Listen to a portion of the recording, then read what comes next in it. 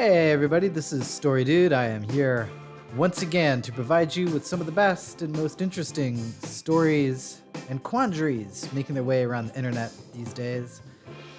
Let's dive right in and see what people are talking about on the internet today.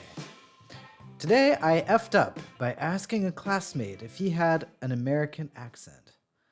This happened a year ago, but I also still have classes with the guy, and I think he'll hate me forevermore.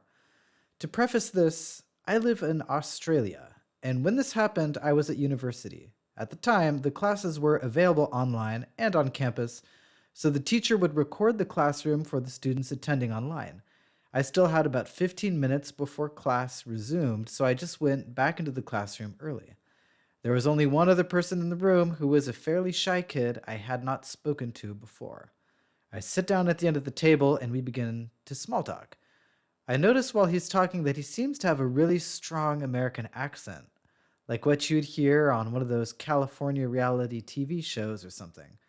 So to keep up the awkward small talk, I asked him, Me, are you from around here? Him, what do you mean? Me, oh, I just noticed you have an American accent. Are you from the US? Him, no, I'm not. It's a nervous thing.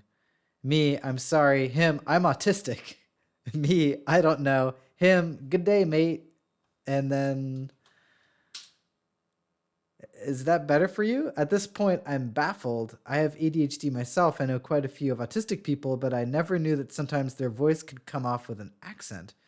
I also realized that this whole time the classroom was being recorded and that all the people online watched that entire thing unfold. We then sat there in silence for another 10 minutes before the rest of the class entered the room. To this day, every time I share something in class, he's the first one to criticize my work. TLDR.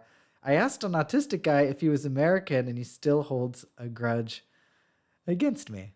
I kind of like that story. It's got a little bit of everything. It's got good intentions and bad outcomes. And for some reason that just makes me laugh. Uh Sorry, OP. Life is rough, you know. I would for sure have lulled at the good day line. Maybe throw in a crikey for good measure.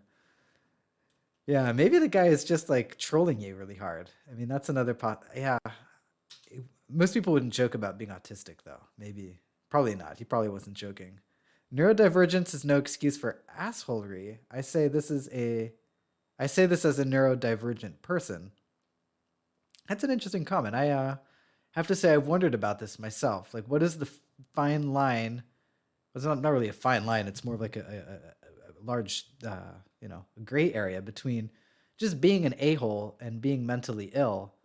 You know, we don't forgive a-holes for being, just generally despicable, but we do forgive people for being mentally ill because they can't control their behavior. So I guess, how do you draw the line between someone who's a willful a-hole and an unknowing, or someone who can't help but to be an a-hole? Something I wonder a lot about. I don't wonder that much about it, but it is interesting to think about. And I think this person's comment adds a little bit to the mix. I'd always assumed that neurodivergent people can't really control how they act, but apparently this person does. So it just makes the confusion deeper on my end. He's a bit of a bastard, it seems, but you could try talking to him one-on-one and ask if he has a problem with you and explain that that's how he comes off. Chances are he's just used to criticizing you and he's not realizing how it comes off due to autism. That's interesting. He could just be kind of like used to, I go to class and I criticize this one person. He just focuses on you because it's easier, or like the pattern that he's used to. But I think he just does. I think he just doesn't like you, OP. I think that's what's really going on.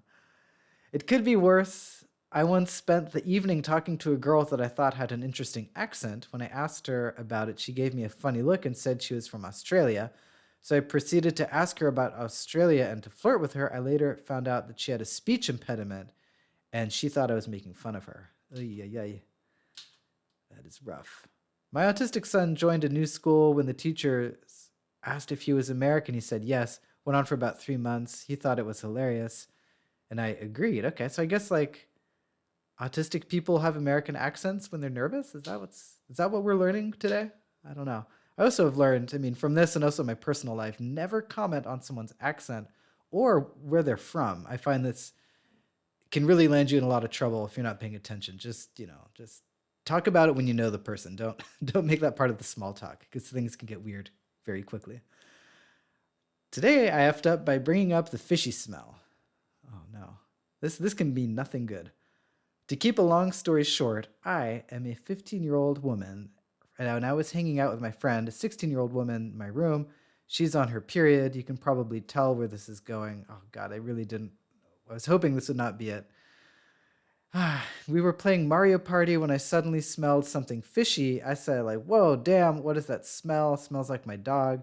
She just stared at me in horror before sheepishly saying, sorry, that's me. Before she grabbed some perfume and started spraying it all over, she continued, I feel really insecure over that. This is why I hate being on my period. I got awkward and just said, oh. A few minutes after this happened, we had to take her back home, and after we dropped off, she texted, hey, I'm going to be honest. I was trying so hard not to burst out sobbing. I didn't understand and asked why. She said, because of earlier, I don't think I'll come back for a while. And I responded, I'm sorry, I didn't know, and nothing has been said since. Goodness, I'm like cringing so hard having to read this. Please someone release me. I generally didn't know it was her, and now I think I ruined our friendship. TLDR, I unknowingly said my friend smelled fishy, and now she's upset at me. As a corollary to my comments on the last story, I would say, just never mention smells around people unless you're really comfortable with them, because that never leads anywhere good either. So, lesson learned, hopefully for the OP. She's very young and will have time to adapt to the horrors of daily life and hopefully survive. My ex-GF smelled bad for months. I had to say something eventually and felt awful, but she went to the doctor and they said she needed antibiotics. It went away after that. It's true that, sometimes this awkward situation can bring about something good. Maybe your friend will go see the doctor, assuming she does have a problem. If it's that bad, she probably should check with a gynecologist. Indeed. A quick Google of this tells me she needs to see her doctor.